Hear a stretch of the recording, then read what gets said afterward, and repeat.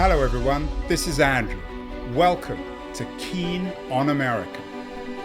On July 4th, 2026, America will be 250 years old. An anniversary that will, no doubt, be greeted with a mixture of celebration, contemplation, and resignation. In Keen on America, Andrew talks not just about the American past and present, but also speculates on its future. What, Andrew asks, will be the 21st century fate of this now venerable American republic? Hello everybody, it's Tuesday, September the 16th, 2025. This show may go out today or maybe tomorrow. Once again, Elon Musk, the world's richest man, or certainly one of the world's two richest men, depending when you look at it, is in the news again. He's been offered a pay plan, a pay deal by Tesla to run the company, which could make him a trillionaire. Hasn't made everybody happy. Pope Leo suggests that the world is in what he calls big trouble. Some people might suggest the world's already in big trouble, with or without Musk as a trillionaire. Lots of other comments on this. Frank Fukuyama, an old friend of the show, warns about our coming plutocracy, and he boils the numbers down, suggests that if indeed Musk becomes a trillionaire, he can contribute to paying off or partly paying off the whole US national debt, which of course he won't do. My guest today has some thoughts on this, to put it mildly. Ingrid Robeyns came out with a book last year. It's called Libertarianism, The Case Against Extreme Wealth. The book is out this week in paperback all over the world, including in Japan. And Ingrid is joining us from Utrecht in the Netherlands, where she teaches. Ingrid, what do you make of this news about Musk being offered a contract by Tesla, that if he delivers on building the company more, he can become a trillionaire? Is this the perfect argument for the case against extreme wealth, which you make in libertarianism? Yeah, so I wish I could say it doesn't matter or but I think it is just showing us that we are on this path of extreme wealth concentration, on which we've actually been for quite a while. And when I started to give talks on when my book came out a year ago, then Musk had somewhere around 300, just under 300 billion. And now it's like increasing rapidly. And indeed, the projection is already already on the kind of increase that he will see from his stocks and ownership, that it will go to $1 trillion, even without this pretty remarkable proposal that the board has put to him. But there is one kind of bright spot in this proposal, which is that it may incentivize him to stay out of politics. Ingrid, that may be true in terms of keeping him out of politics, although it doesn't seem to be the case. He made a speech at the weekend about the United Kingdom needing revolutionary change of government. He spoke to a large anti-migrant rally, over 150,000 people in London. I wonder in your book whether you talk about this connection between populist politics and the populism of Musk and the rise of increasingly unequal extreme wealth in the world. Yeah, so I actually should have written more about it, because I think when I wrote the book, because, you know, writing a book always takes a while before when you finish the last sentence and when it gets to the bookshops, I made some suggestions based on the research that I found between extreme wealth concentration and illiberal democracies, autocracies, kleptocracies, and so forth.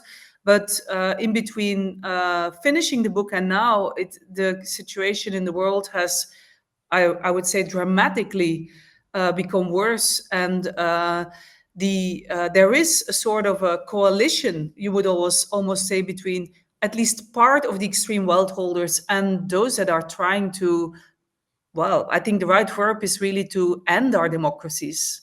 So and that, I think I'm sad, but I think the US really is the place where we see this happening right now, at least based on the information that I get, because this is, of course, also a question: what is the information that each of us gets in order to make our judgments? But previously, we would look at, say, the Russia, where we have de facto dictatorship, where there is also a coalition with the financial elite. And right now we see similar, very worrying developments in the US. I wonder whether there's a cult of wealth, a cultural cult. Since you wrote the book, Jeff Bezos got remarried in Venice. There was a lot of demonstrations against it, but the world's press was there. Millions, tens of millions of dollars were spent on the wedding itself. Bezos is another pin-up, if that's the right word, for this new plutocratic age. What's the attraction of extreme wealth, particularly for people who are poor? Yeah, so I think the let's just say the ordinary people are kind of divided. Some of them, especially when they've grown up in neoliberal, in a society where neoliberal thought is dominant, they see this idea of the sky is the limit as an ideal, and they consider people who have become extremely wealthy as either geniuses or heroes or somehow of a very special nature, and they think they deserve their wealth. And that's one of the arguments I have in my book. So in my book, I argue that nobody deserves so much wealth. You can deserve somewhat more than an average person, but nobody can say they deserve to be super rich. And then I have a range of arguments which shows the bad effects of wealth independent of how it was created. But the thing with I really think we have myths around super wealthy people. And I think the very first statistics that is very relevant is that we consider them people who created their own wealth, but actually half of the big fortunes is either traceable or is based on inheritance. And inheritance basically just means you were lucky with the people with whom you were born, and they left you all those millions or billions. So I think we really need to revise our cultural mythology almost regarding the super wealthy, and we need to have a global conversation, but also within each society, of whether we think it is actually a good thing, all things considered, to have people that become so rich and hence also so powerful as we see now in politics.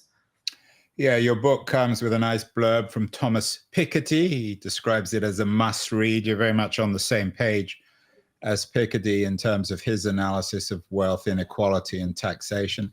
Let's get to the book, Ingrid. The case against extreme wealth. You studied with Amartya Sen at Cambridge University. I don't know how I would describe him. I'd be curious as how you would describe him. Is he a moral economist, a moral philosopher? What's the best case? Is it an economic case? Is it a moral one? Is it a philosophical one? Is it a political one? What exactly is the case against extreme wealth?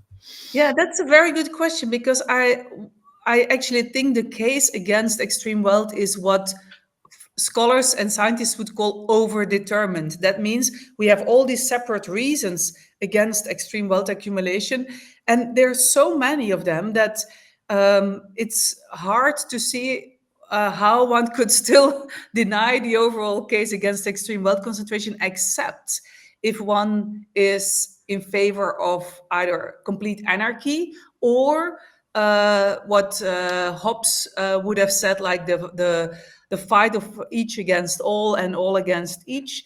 Because I think if we want peaceful societies where everybody has an opportunity to lead good lives, we do need, it's a kind of unavoidable that we have a government that arranges some stuff for us, like public goods and infrastructures, but also making sure there is equality of opportunity.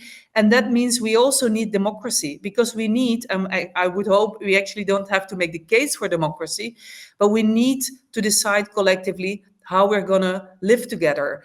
And the problem with extreme wealth concentration is that many of these fortunes are historically tainted. They were based on slavery, of extractivism, or other processes that were never properly compensated. There's a fundamental philosophical argument that I made that I mentioned earlier, that based on moral desert, nobody can say they really deserve these arguments. And then there's a problem that it undermines democratic values, in particular political equality, and hence also possibly the stability of societies, and that it's incompatible with living on a stable planet, because the consumption patterns of the super rich are so out of balance.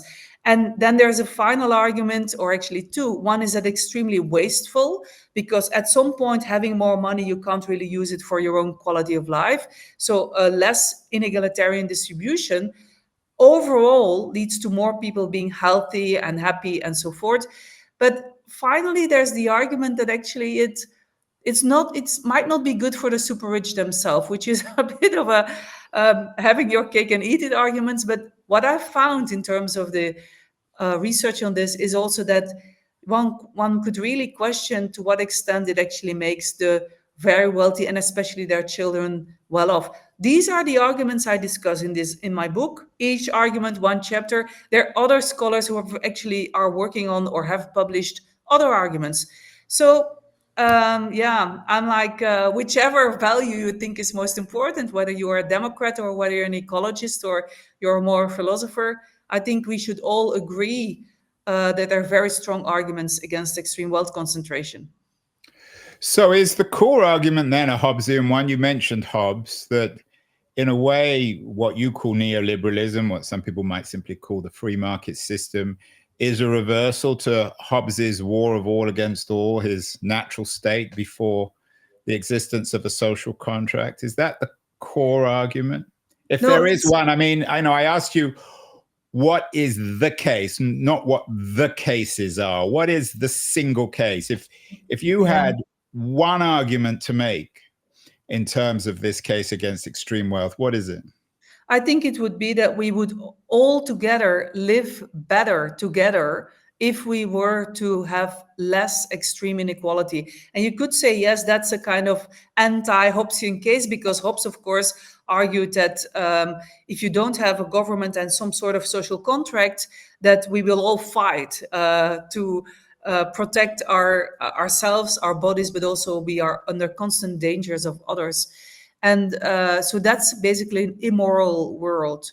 And I think if we want to, so if you don't want to live in that world, and I'm actually wondering whether some of the super rich actually don't mind that all of us live in that world, but they're on top in their bunkers or in their sheltered places safe. I think if you want to live in good societies, it's unavoidable that we have some sort of a social contract. And a social contract is a metaphor, a concept from political science, but also from other sciences, that just basically says, what are the rules of how we're going to live together? And I think whatever we decide, we should try to live in a world where inequality is within bounds. So I'm not a kind of a diehard egalitarian in the sense that I think there are no inequalities that can be justified. I do think some inequalities can be justified. And some people just work harder or take more risks. So some inequalities can be justified. Some work is just also more dangerous. But there are limits. And what we see right now, because we're really talking about people who have billions, and a billion is 1,000 million, so that's a huge amount of money. These inequalities cannot be justified, and they're also harmful for the social contract. So if you were to press me and say one reason, then I would say, yes, we need a social contract in order for us to live peacefully and to live happily where inequality is limited. Does that ultimately, Ingrid, make your argument a utilitarian one? You're making the argument that actually extreme wealth and the divisions between the extremely wealthy and everyone else is creating unhappiness, so that we can actually create metrics for recalibrating that so that people will be happier. So is your argument ultimately a Benthamite one rather than Kantian or some other philosophical Yeah. system? So I am. I think my leanings are towards what philosophers would call consequentialist. So really looking at the consequences of certain institutions or laws or policies. But I do in the book also have the historical argument, um, which in which I trace down how some of these fortunes that we now see how they are historically unjustified. But the argument for moral desert is not a consequentialist argument. Actually, it is well what desert theories would call a desert-based argument, which means independent of the consequences. I think we can say that extremely large fortunes cannot be justified, because if you want to say that something is that you morally deserve it, you must be able to trace back the ultimate cause of your fortune to something in yourself.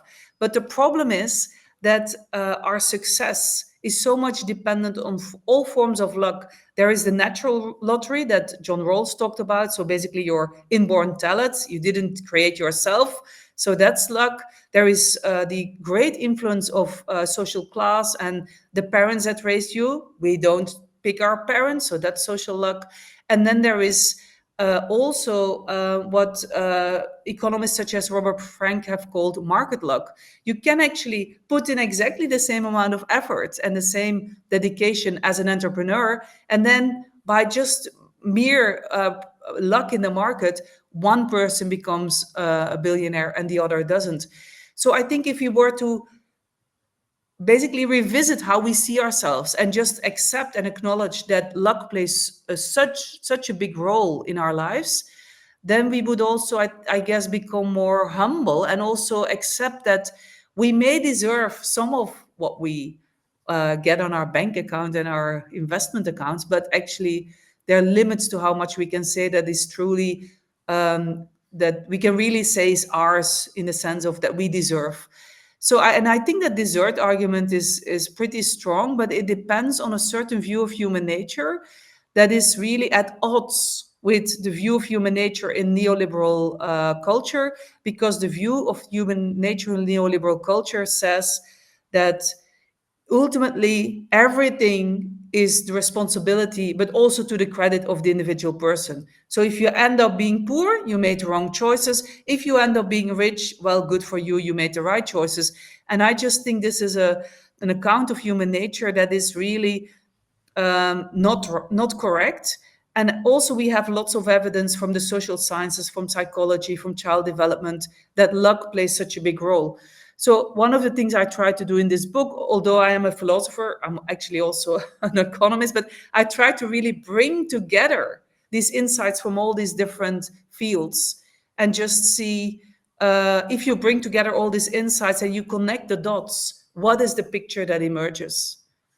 You talk about neoliberalism, Ingrid, but does anyone really make that argument that everyone who becomes extremely wealthy deserves it and everyone who's poor doesn't? I mean, we're not back in the 19th century in the world of Charles Dickens, are we? Who makes this argument?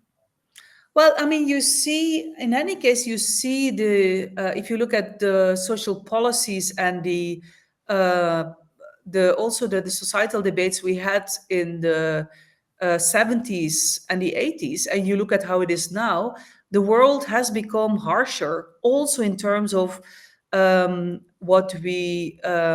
we treat those that are badly off. I can give you examples of my own country, where I mean, this is really how especially parties that I think political scientists would classify as neoliberal, they would say, oh, well, people on benefits, we just have to lower the benefits so that the gap between what they have when they're on benefits and what they could earn on the market becomes bigger, so we incentivize them. So that's purely assuming that everybody who is on benefits actually is on benefits because they're too lazy or unwilling to work. But what they do not realize is that many people on benefits are actually disabled. they may not be able to hold a job in the regular labor market. So there's lots of assumptions about human nature in those policies and in those political proposals. But the same a bit the same at the other side of the wealth distribution. And that was actually what you also said. Like, do we have this glorification of the super rich? Why do we consider them kind of, or I should say, part of the population considers them heroes? And that is really because we admire what they did, because we believe that what they did was of their own creation. But there was a. But yeah, I take your point on that. But I'm more in your camp than out of it. But I mean, there are people like Bezos or Musk. I mean, okay, they had some advantages, a degree of luck and fortune and all the rest of it. But their accomplishments, for better or worse, are remarkable. I mean, Bezos has made billions of dollars as a startup entrepreneur. Musk came to the United States and has made a ridiculous fortune. Don't we need to acknowledge that talent? I mean, how else do you reward talent? I mean, clearly Bezos and Musk, we may not like them morally, but they're remarkably talented individuals. Yes, so we should reward talent, but I think we should reward talent up to a certain level, because then that's when the consequentialist arguments kick in.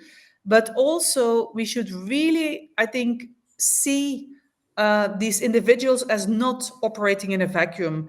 There was an article, I believe, if I'm not mistaken, in the Washington Post last week, that the companies of Elon Musk had received, I have this now out of my head, but from my memory, 38 billion in government subsidies over all those years. So there's, first of all, that argument that actually they start with, we portray them as if they're completely self-made, but they're not. And also, they are, of course, operating against a background where society has created the conditions for entrepreneurs to succeed. So the internet was also partly created and funded by scholars, based on government subsidies. And in the case of Jeff Bezos, I think it's very interesting to read the statement that his ex-wife, Mackenzie Scott, made when they divorced, and she received also, I can't remember how many, but I think 200 billions out of the settlement. And she wrote this really interesting piece, which is available online, in which she said, she used the words, "I'm going to return this money to where it comes from, to society." So she has this view that if you are a very successful person, it's the collaboration. It's between society, the workers, everybody, and then this very enthusiastic entrepreneur that leads to those fortunes. And Bezos, in fact, when he made this trip, the space tourism that he did, he himself thanked the workers from Amazon, and he literally said, "You made this possible." And then the question is, then why don't you pay your workers decently, and why don't you create working conditions that also allow them to have good jobs, to have proper breaks, to have proper health insurance and all those things? So I do think even though I see that we need to, and I agree that we need to reward people well for the efforts they make and their success, I do think we have to really reconsider the social contract and consider and shift the narrative from these fortunes are created by individuals to the narrative where this is created by collaboration between all sorts of peoples, including the background of society.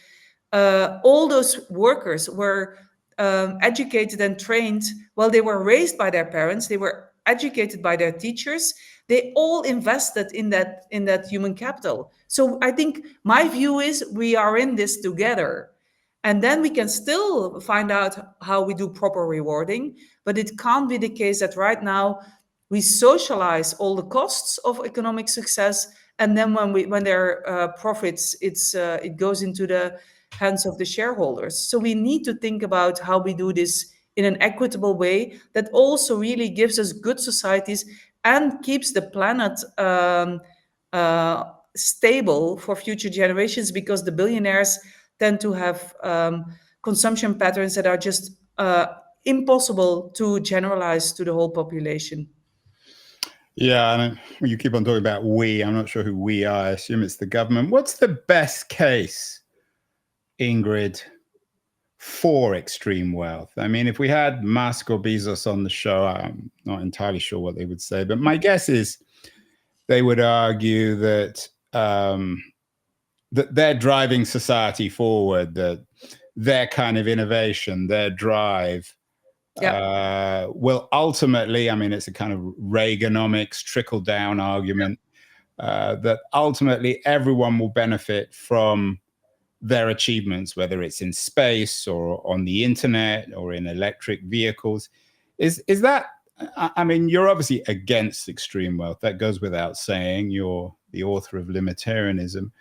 But is that the best argument in favor of extreme wealth? I do think that the argument for innovation, or the argument for providing good incentives, is the strongest argument against my view. But I don't think it is an argument that that makes my view or that No, I know, but I'm just curious what you So think is the best argument. I'll try to take my opponent's position and try to see how far I can move towards them, because I do agree that we have all sorts of problems that need to be solved, and also benefits that come from innovation. I mean, I think if we were to it's more likely that we can, for example, solve climate change if we can both benefit from newer technologies and have all sorts of policy changes. So there are real, genuine benefits from incentivizing people to innovate. Now, where does innovation come from? And here it's really interesting to look at the work from Mariana Mazzucato, who is who's been on the show, British economist. Well, yes, then I would recommend I haven't heard that episode, but I would recommend to your listeners to listen to what she said. But basically, she thinks that innovation was once upon a time much more also fostered by governments who worked in collaboration with, say, science and industry, and so it was a shared undertaking. But this is one of the things that happened under the move from capitalism as a mixed economy, social democracy, to a more neoliberal form of capitalism, is that we've taken the government out because we no longer trust the government. Well, I can totally understand that today we do no longer trust the government, but we should, I really think, fight for a government that is working for everybody, and that includes thinking about where do we need innovation. So then, that would be part of my answer. The other part of the answer is that if you ask me, if you want to cap wealth, where should the cap be as a societal project? And then I basically would say, okay, you have all these harms that extreme wealth concentration does, and they would give us reason to lower the cap. If it undermines political democracy there's a certain kind of kickoff point or tipping point, that's where you would want to limit wealth concentration if you're interested in protecting democracy. And you could do the same for the argument of not wasting money or solving problems or protecting the planet. All these arguments will lower the cap, will lower the amount of wealth that a person can have. And then there's this one argument that may be seen as raising the threshold, which is, well, you want to have enough space in the wealth distribution for individuals to be able to become rich, to the extent that they're motivated by money to become rich. So I think we need to balance those two. We need to reduce inequality up to a level where we're not shooting in our own foot, that we're killing innovation. And we have to broaden the ecosystem of people who conduct or who are engaged with innovation, so that we are not dependent only on those individuals that are merely or only motivated by financial gain, because that's another thing. People are very different, and some people are really motivated by endless wealth accumulation, but you also have a lot of entrepreneurs who actually see this as a challenge, as almost like a game. They want to play a game, win it, and then they move on to the next game. So they are not actually interested in endless wealth accumulation. So the question is also, whom are we incentivizing if we have this the sky's the limit attitude that we're having right now? We had Cass Sunstein, the co-author of Nudge, one of the leading behavioral economists, on the show a couple of weeks ago. Who is going to do all this, Ingrid? I mean, is it going to be Cass Sunstein and a group of behavioral economists? Is it going to be yourself? Is it going to be Frank Fukuyama? Who's going to determine? I want to come to the metrics of how much money we were allowed to have. I know you have some specific numbers in mind, but who's going to do all this? It's going to chill some, not limitarians, but libertarians, that somehow in all your arguments, there's this implicit idea that someone will determine how much wealth people can have. Someone is going to rewrite, recalibrate the rules about wealth accumulation. So the answer would be, it's in the end society, it's the demos, it's the group of people who live together in a society that should decide whether they want this or not. My role as a scholar, and particularly as a philosopher, is to just answer the question that I asked myself now, I think 13 or 14 years ago. Is it a problem that some people are so rich? Is it ethically a problem? That was a question I set out. And actually at the time, most of my colleagues just thought that was an odd question. Like, what is the problem with extremely rich people? Like, they wouldn't see any problem at all. And I've, after doing the research and connecting the dots of other people's research, I've presented the case. But I see my role as presenting the case to citizens. But I do think in the end, citizens in an ideal world, in a democratic world, it's citizens who decide about the details of the social contract. They decide how they want to live together. And the problem is that right now, the extremely wealthy citizens have a much greater say in how societies are run.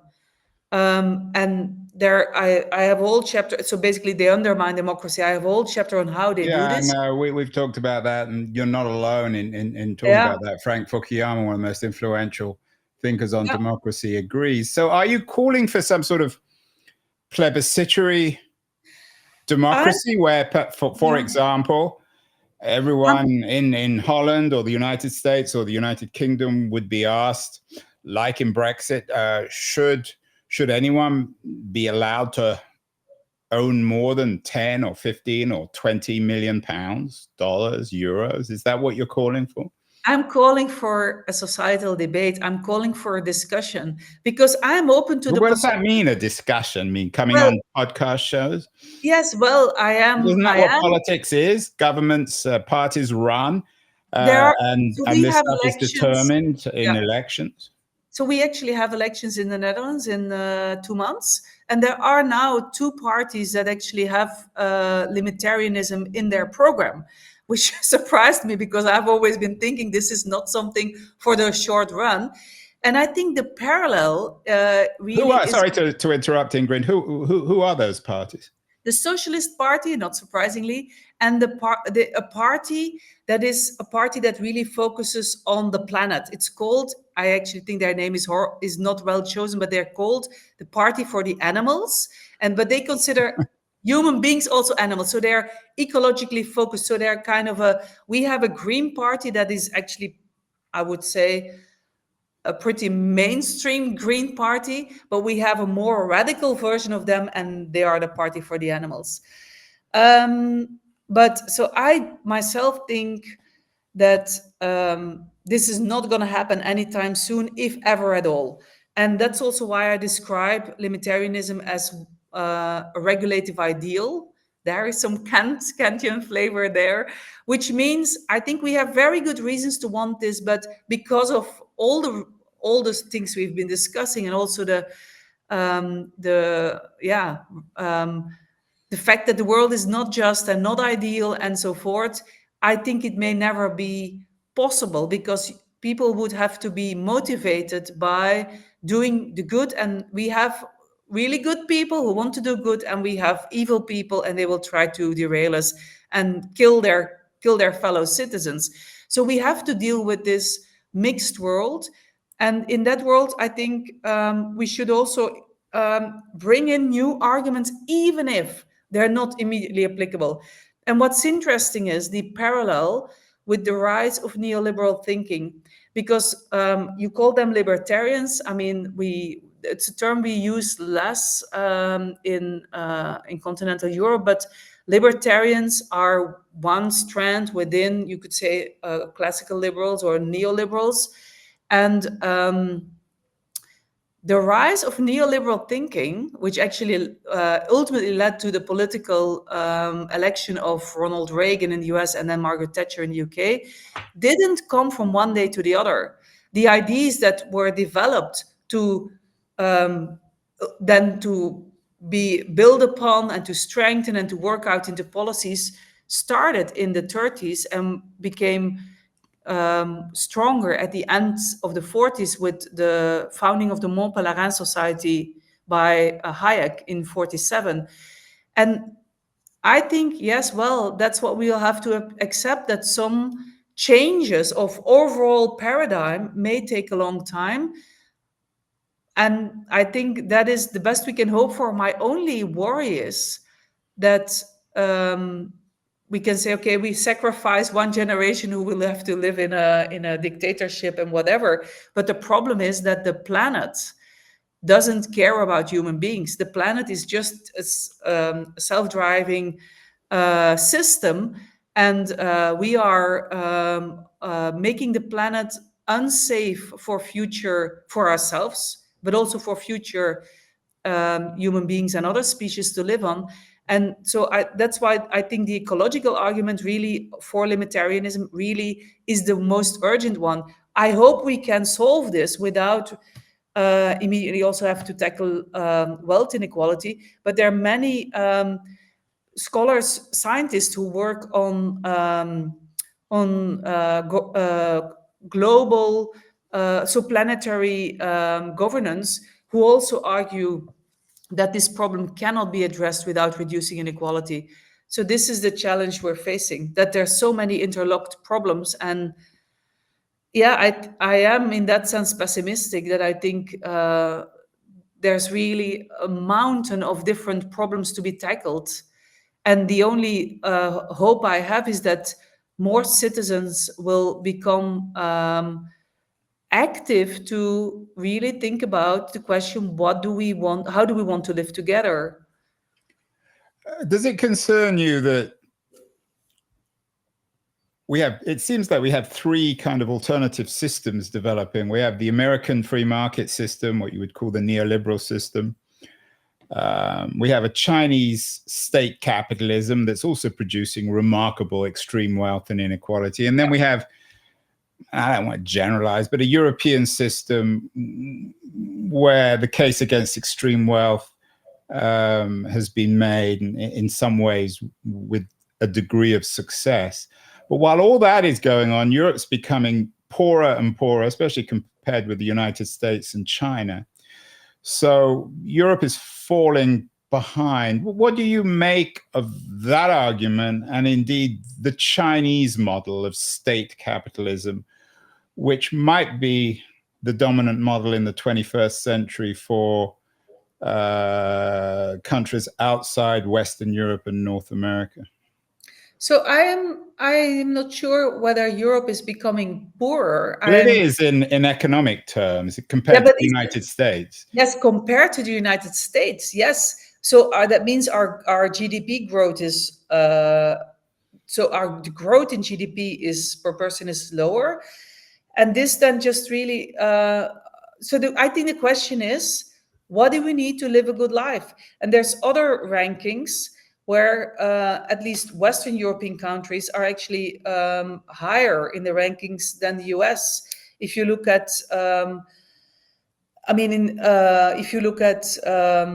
life expectancy and poverty rates and so on, I'm not so sure that the richest countries are richest in terms of GDP are doing better. But that doesn't mean that we shouldn't address the question how Europe should, especially now with the friction that is really rising with the US on the geopolitical front, how Europe will pay for its own welfare in the future. So I do think this is a question we should address, but we should address it in a comprehensive way, where we also take into account all the other factors, including the decline of democracy, rising tensions between different groups, the rise of the extremist political parties, so I do think we are seeing really a crisis of these societies, and the question about the economy is only one of the questions. And what I think we need is to connect these different conversations. And I also really acknowledge that this is extremely difficult, that this is almost like it's blowing our head, like, right? We're trying to bring all these different things together, but I don't see any other possibility. I don't think we can talk about the question about, say, the Draghi report and what they want the European industrial strategies to look like without talking about social cohesion or about inequality or all the other things. I think these things need to be discussed together. Let's end. You've been very generous with your time, Ingrid. Let's end with some concrete suggestions from you on how to address this. You had an interesting piece in Wired late last year, arguing that people with extreme wealth should give it away or be penalized. You gave a fascinating interview with The Guardian last year, also suggesting that people shouldn't be allowed to have more than £10 million. And in the Netherlands, you said that should only be $1 million. What can be done? What is realistic? I mean, you mentioned Bezos's wife who gave away all her money. That just seems a repeat of Andrew Carnegie, who gave his money back to society, which doesn't involve government, which may be the only alternative in a US where the government's being undermined. What can and should be done in the short term on this? So I think we need a strategy with multiple elements. There is no silver bullet. I do think the very wealthy have a pivotal role in this discussion, because when I make these arguments, people can say, "Oh, but she's jealous because she's not a billionaire." Well, no one would. I mean, just judging from this conversation, it's obvious you're not. No, you're not saying this, but people have been saying this. So I do think they have a kind of authority that non-multimillionaires might lack. And what's interesting is that in this piece in Wire, where actually I didn't choose the title, the piece is a bit different than the title. I described that there is a group of wealth holders that are getting organized because they are getting worried. So you have the UK and the US patriotic millionaires. You have the Millionaires for Humanity. In German-speaking countries, you have Tax Me Now. And they are actually basically engaged in the same kind of arguments that I'm engaged in, only then, for example, in the case of the patriotic millionaires, applied to the American context. And they also engage in lobbying for discussions, lobbying for fiscal changes that do not further reduce the fiscal contributions of the richest, because that is important to know that actually in the countries of which we have data, we are seeing regressive tax systems. So the richest actually pay a lower average tax rate than the middle classes and the poor. And in this respect, the French economist Gabriel Zucman has made a proposal. Yeah, and Gabriel Zucman teaches over in Berkeley. Another fellow has been on the show. Yeah, so I think the proposal he made on behalf of at the request of the Brazilian presidency of the G20, to make sure that the income taxation of all billionaires would be at least 2% of their wealth, was a very good proposal. You do need international coordination. But unfortunately, given how the division of power in the world is, that means we will have to have the US on board.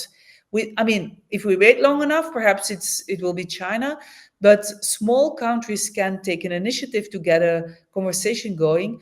But I think it's only when the US will say, okay, now we really need to tax billionaires more, that something will change. So I do think the most important thing is, on the one hand, is to keep the conversation going so that we can change the narratives and demolish the myths that we have, but also to try to push for fiscal contribution and also international coordination, and at least prepare for this. But I have no illusions that any of this is going to happen overnight. I really think this is going to be a struggle for the coming decades. Let's end on the US. You said that to do this, you need US, so to speak, buy-in. The Democratic Party is attempting to reinvent itself in the age of Donald Trump. Mamdani is running in New York. He's divided Democrats. What do you make of what's happening amongst progressives in America as you look across the Atlantic? Do you think that people like Zoran Mamdani should be the future of the Democratic Party in terms of addressing this? He has some quite radical ideas for addressing what he sees as the problem of extreme wealth in New York City. Well, I mean, I think what we see. So I actually think, yes, the future of the Democrats. If you're inviting me, because I actually think people should decide this for themselves, but you're inviting me to comment, should be really with people who have the courage to speak up. And I think, there's some of his policies I also think might not be entirely. As an economist, for example, I think really should groceries be under the delivery of the city, but some of the other policies sound like very wise to me. We see them as radical because, as the data show us, over the last 5 decades, we have come to see them as radical, but they were not so radical. So I have statistics here in front of my nose where the highest tax rates on the richest 1% in the US in the 20s, 30s, 40s, 60s, 70s, all the way up to the 80s, were much higher than they are now. At that time, what Mamdani now proposes was just policy. So the question is, how has it come that societies have changed so much that we think these things are now radical? I know they're perceived as radical, but I think it is because societies have become much more right-wing when it comes to economic questions. So we are therefore also really in a sort of a war, I would almost say, a war of ideology, where we have to change the narrative. So I would definitely encourage leftist people and Democrats in the US to really take him seriously and really talk to him and see what he proposes.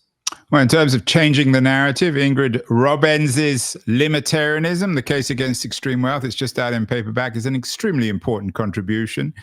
As you can tell from this conversation, she's not simplifying things. She understands it's a complicated, long-term problem, but she addresses it in a wonderful book from every angle. So congratulations, Ingrid, on at least bringing the problem to our attention, and a must-read for this year. If you haven't read it, please get it. It's out in paperback now. Ingrid, wonderful to have you on the show. So much more to talk about. We'll get you back on, because this is a subject that certainly is not going away. Thank you so much. Thanks for having me, Andrew.